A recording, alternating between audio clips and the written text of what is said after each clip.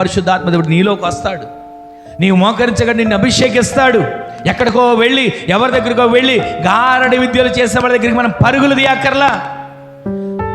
మన ఆరోగ్యాన్ని మన సంపదను పోగొట్టుకునక్కర్లా. నీవు మోకరిస్తే చాలు. నీ ఇంట్లో దేవుని సన్నిధి ఉంది అని విశ్వాసంతో నీ మోకరించండి.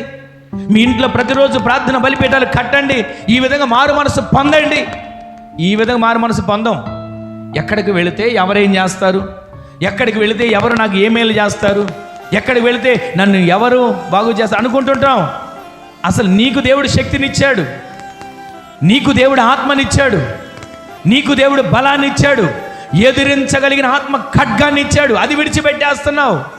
ఆత్మ యందు తీవ్రత కలిగి ఉండాల్సిన నీవు ఆత్మీయతలో మాంద్యులకు ఎందుకు మార్చబడిపోతున్నారు? నీవు ఆసక్తి కలిగి ఉండాలని ప్రభు మాట్లాడుతున్నాడు. సంఘంలో ఆసక్తి కలిగిన వారు లేపబడాలి.